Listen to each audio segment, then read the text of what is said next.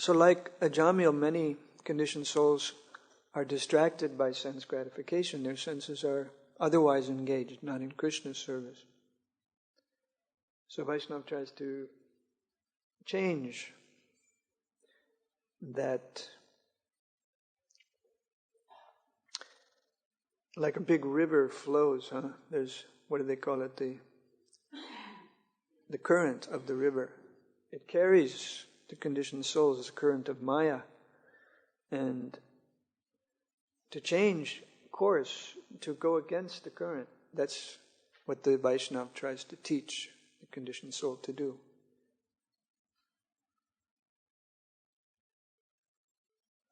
So that takes some training. It's not so easy, a little difficult to go against the current of material life. But suppose I told you it was easy as just taking a few breaths of fresh air.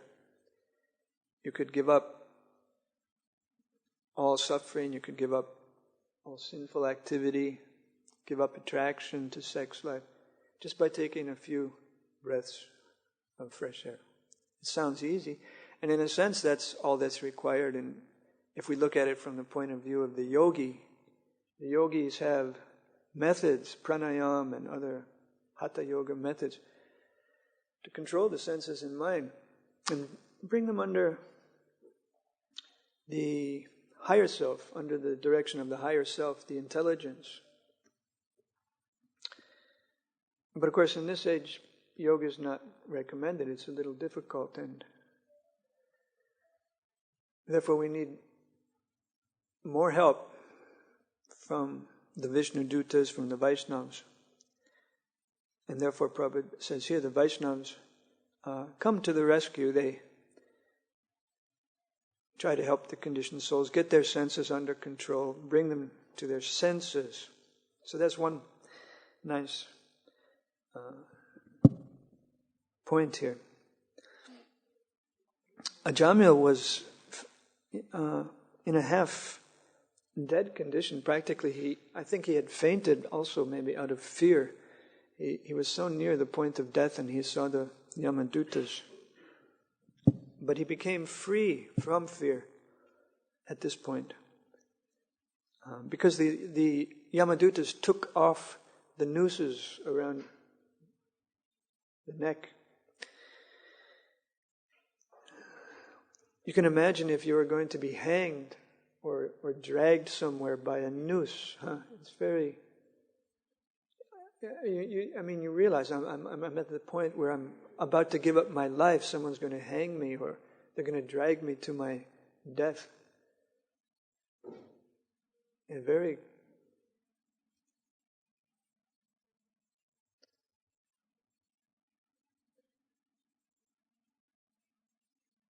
despair. It's full of despair, that kind of moment. What do? You're helpless. But somehow there was like a miracle, actually a miracle happened. And the same thing is true for us. Srila Prabhupada said once when he was asked whether he could perform a miracle, he says, my miracle is I changed the Westerners into devotees. So, like a Jamil, the devotees were aware that Srila Prabhupada saved them. And when Srila Prabhupada came to visit us, we were, like a Jamil, extremely pleased by their presence. It's mentioned here. Darshana Utsava. Darshan means to see, to have to be within, in the presence of the Vaishnava, and to hear him. Darshan means to hear also, to hear the speaking of the glorification of Krishna. And Utsava, you know Utsava? What it means? Festival, yeah. So Darshan Utsava, how much it was a festival for Ajamil to see the Vishnu Dutas, and for us also, who were at the point of death. We were at the point of death when Srila Prabhupada rescued us.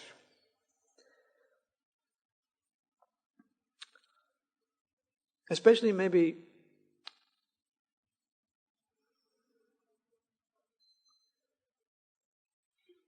maybe the devotees who saw Srila Prabhupada, maybe they experienced this the most. Maybe if you don't have the darshan in the physical form of Srila Prabhupada, maybe you missed. But you can see the videos, you can see how we were in the presence of Prabhupada. I was fortunate enough in January 1974, the same time of year, to see Srila Prabhupada. I was a new member of ISKCON. I joined on a Friday.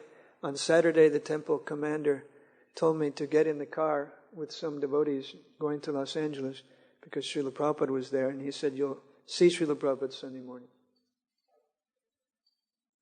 So we were chanting japa in the temple room after Mangalarti. Prabhupada went on a walk to Venice Beach. I didn't see him until he came to greet the deities. And the first thing that I saw was what I saw after I paid my obeisances. Prabhupada came in the room when the Govindam prayer started, and we all paid obeisances. So we didn't see him walking in the room up to the altar. When we stood up, then we saw him by the altar. And by then, he was paying full dandavats before Sri Sri Gaurnitai's altar. So my first impression of Prabhupada, here is the servant of Gaur, Nitai, or Vishnu, or Krishna. Srila Prabhupada on the temple room floor, paying obeisances.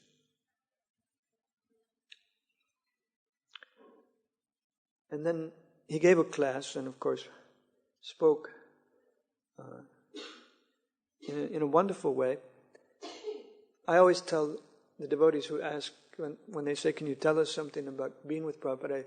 I mentioned how Prabhupada quoted a verse in the first lecture I heard about what is the destination after death of various kinds of worshippers. Some worshippers worship the demigods. They go to the demigods' planets. Others worship ghosts and spirits, and they actually end up in those environments with ghosts. Others worship forefathers. You can go to places where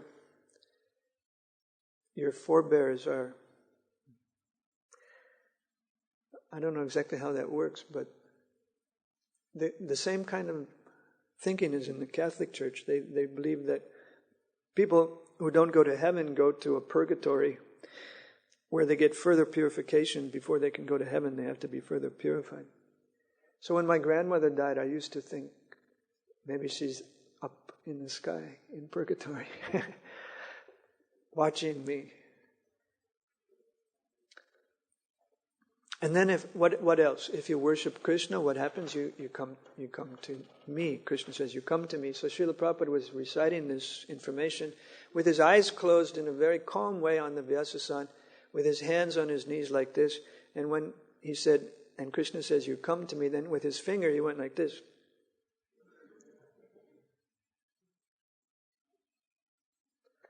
And I was impressed how, the message of Krishna is personal. Krishna gives a message speaking as a person. You come to me. And Prabhupada used to stress this. Aham means I, and you can't get away from the personality of Godhead in the Bhagavad Gita, even though people try to misinterpret it.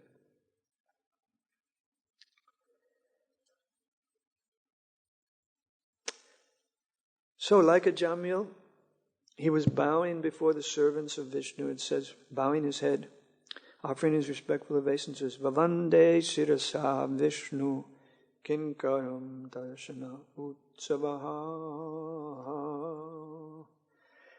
Yes, there are several places in the Srimad Bhagavatam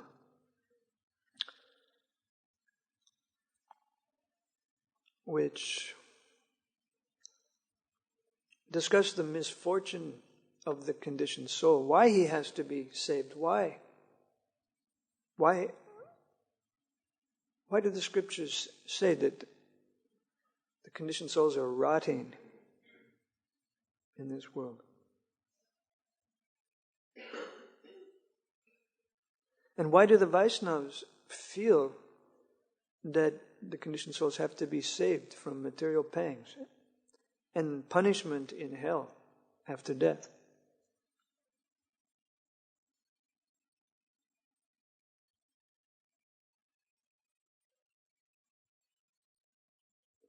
So the Vaishnavas, the great devotees, they get this perception from the Shastras and from hearing from their own spiritual masters.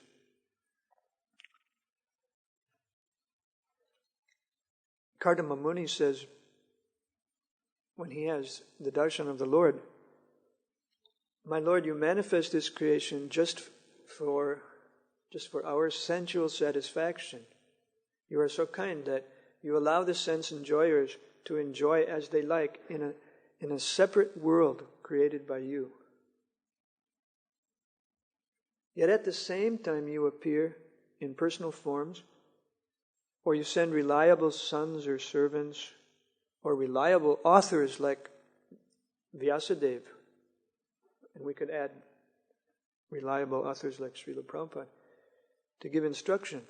Prabhupada explains that this propaganda work goes on side by side with the creation to persuade the conditioned souls rotting here to return to Krishna.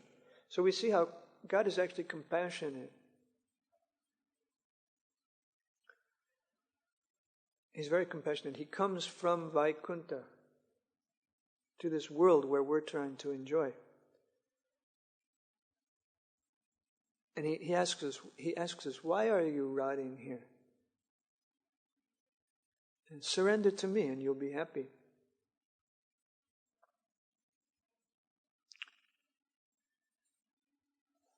So we say, okay, you could go to hell if you ignore Krishna, but we don't say you'll be eternally damned. For some time you'll have to be punished. I had that feeling when my father died, because he was a meat eater. I thought, well, Krishna will help him. Somehow Krishna will show him an opportunity to take up some more devotional service than he could do in this life. But for the time being, maybe sometime in hell, there's some punishment. It's not that the hellish planets are eternal for conditioned soul. Usually not. You'd have to be a really, really staunch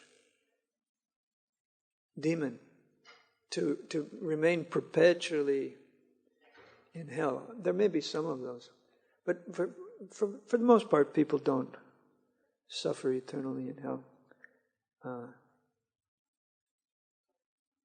Rather, we could say they're on their way back to Godhead, because Krishna is trying to help everyone. It isn't that anyone is out of Krishna's range of assistance. Krishna can assist anybody. But the thing is, he waits until we want to hear him. Normally we're stubborn. We don't want to go with Krishna. But he keeps looking for opportunities to take us. Because he's like an affectionate father whose son is a rascal, whose son leaves home.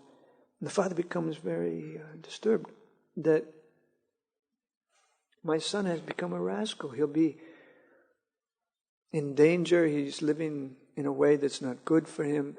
He's going to destroy himself. He's living maybe on the street. He doesn't have money. Maybe he's taking drugs. He doesn't have shelter. He's suffering. And he could live in the house. He could be a good boy and live in the house and take all the benefits the father has arranged. So many benefits for the children. And Srila Prabhupada used this example, this analogy, to refer to everybody. He said everyone is like a misled child of a wealthy man who left home. So the Vaishnava thinks the greatest benefit for anybody is to give them Krishna consciousness, because no other material benefit will satisfy them. The analogy breaks down at the point where you could say, well, okay, if the misguided child goes back to the parents, then he'll be happy. He'll enjoy material benefits. But the analogy breaks down there. Prabhupada said, nothing will satisfy the conditioned soul. You can't be happy unless you're actually Krishna conscious. Because otherwise, you'll just suffer material pangs in some form or another. Material pangs don't go away unless you become Krishna conscious.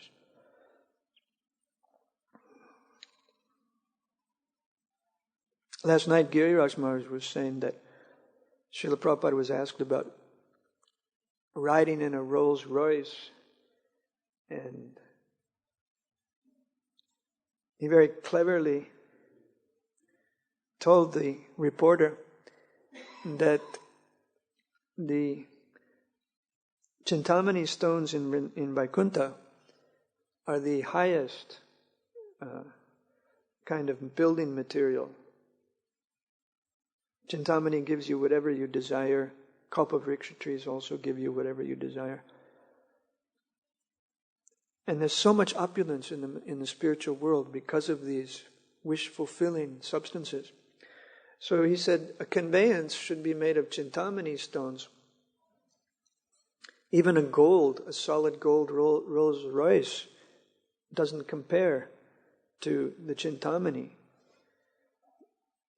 So if they had given a gold Rolls Royce, that would not have been as opulent as what the spiritual world actually can provide. So in that way, the reporter's ideas were expanded. His consciousness was expanded to Krishna consciousness. He'd never heard of the spiritual world or Chintamani. But it's true, we have the wealthiest father, the most opulent father, Krishna, Aishvaryasya, Samagrasya, Viryasya, Yasya, Sriya. The goddess of fortune is Krishna's constant companion. Many thousands of millions, unlimited goddesses of fortune. Unlimited wealth, unlimited opulence. But we've forgotten. And we're thinking, I'm here struggling as a Britisher, I'm struggling as an Indian. And people in general, they're thinking, I have to work hard, I have to struggle for my existence. I cannot depend on God. So if you remind people like that to depend on Krishna and go take advantage of the Krishna consciousness movement. Prabhupada used to invite people in Los Angeles. We have cars, we're not working, we have wonderful prasadam. We have a nice place to live next to you, and we're not working. Why don't you join us? And people would hesitate. No, I don't want to do that. I don't want to serve Krishna. And Prabhupada would say, why don't you want to serve the greatest person? He would argue with them. You're serving this master, that master. Find out who's the greatest master. That's Krishna, Kunja Bihari.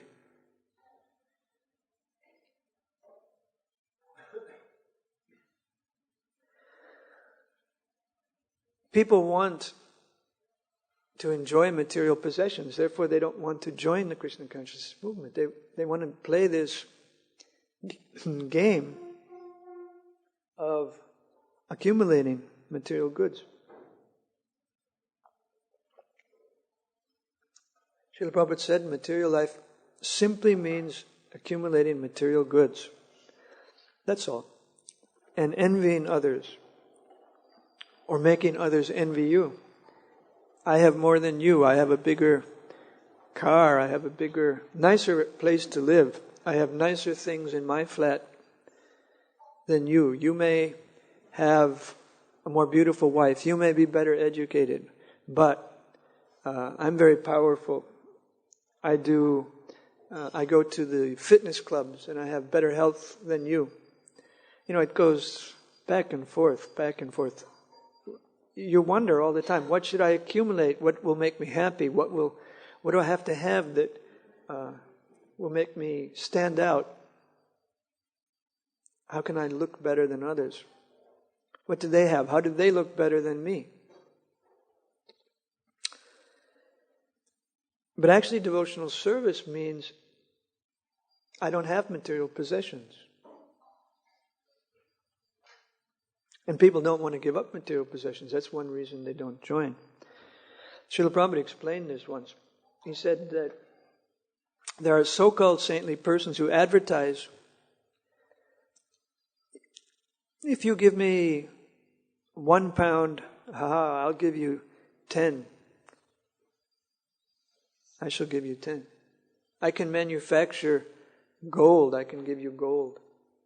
So-called spiritual masters, spiritual persons. They do like that because people want material benefits.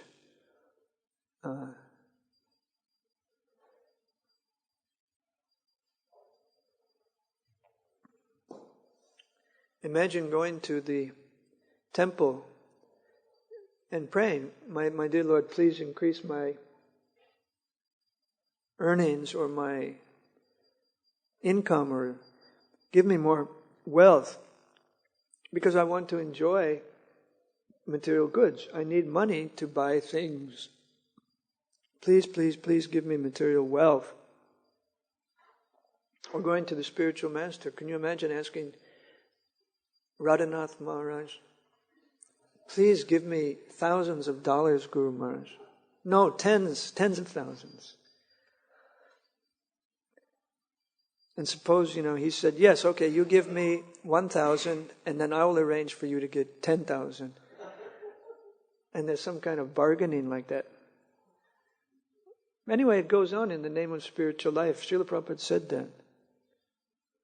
Because people want to increase their economic prosperity. They want the religion that gives them artha, dharma artha. They want material gain from religion. But Krishna consciousness is not like that. Krishna consciousness means crossing over the material world, not stopping to enjoy so many things, not trying to accumulate material possessions. Huh? What is it then? It's Bhagavat Bhajan. Bhagavat Bhajan. Lord Chaitanya teaches this.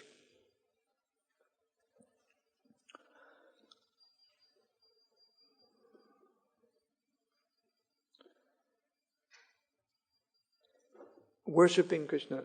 And great devotees set the example. Maharaj Ambarish, Savai Mana Krishna Padara Vindayoy. He was absorbed. His mind was absorbed in Krishna. Savai Mana Krishna Padara Vindayoy. And all his senses. He's another example of someone who engages the senses, comes to his senses and engages his senses in Krishna's service.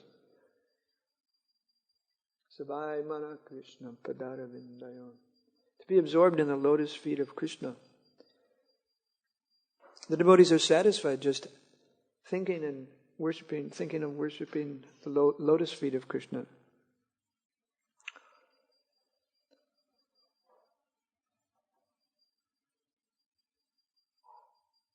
There's so much pleasure, eternal pleasure. But people don't know that. They are not educated to be Vaishnavas. So they settle for a pleasure that's very miserable. That pleasure of sex life. That's the life and the soul of materialists. Just rubbing skin. They think that's the best enjoyment. It's a shadow of real happiness. It's an illusion.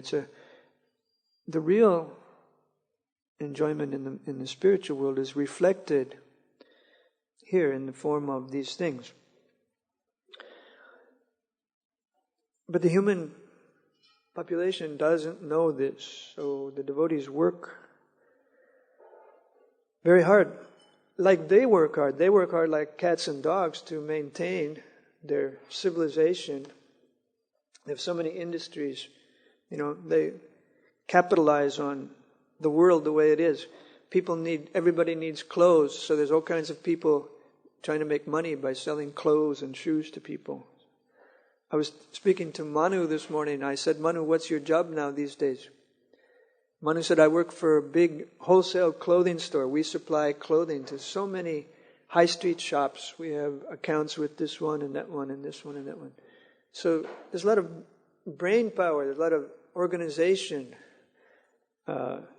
organizing all these things that people need in the material world. There's so much need for material goods. And they're all working hard and getting just a little money and enjoying sex life, committing sinful activities. And in that way their human intelligence is used up. And therefore, the Shastras say they're rotting in this material world. Maya is inflicting suffering upon them. So the Vaishnavas teach you have to get out of this suffering and get the mercy of Krishna.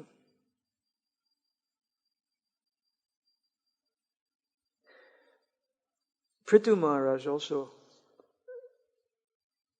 is aware of this. He takes up the theme of getting out of the material world with the Kumaras. He says that people are entangled in this dangerous material existence.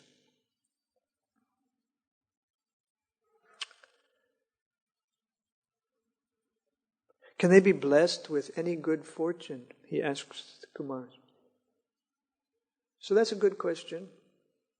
Can people who are entangled in dangerous material existence be blessed with any good fortune? He actually asks because he's a king.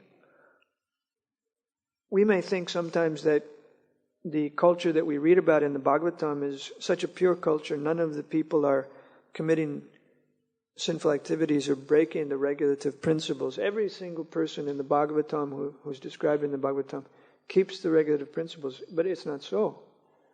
In this purport to this description of Prithu Maharaj, Prabhupada says that Prithu Maharaj is asking, as a person who is himself, not he himself maybe, but kings can be entangled in 4 kinds of sinful activities, associating for illicit sex, eating meat, intoxication, and gambling.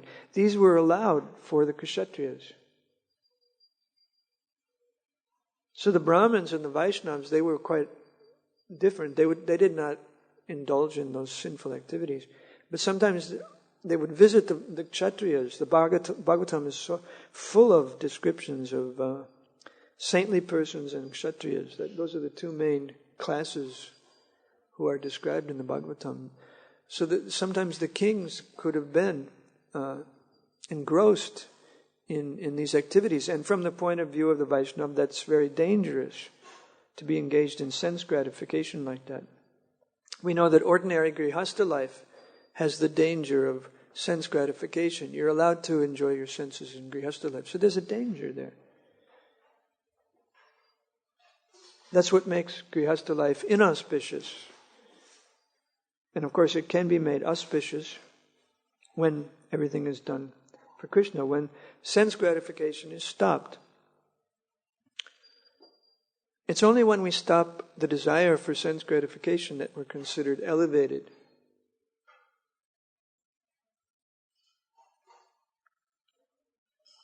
It's only when we change our desires to the desire to serve Krishna that life becomes auspicious.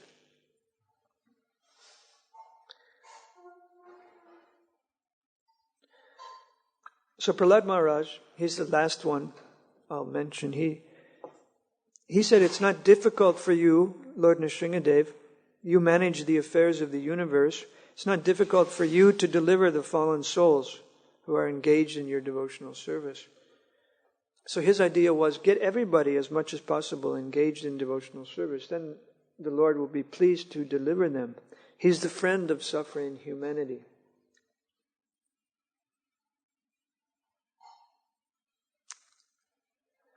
Okay, I'll stop there. Any questions?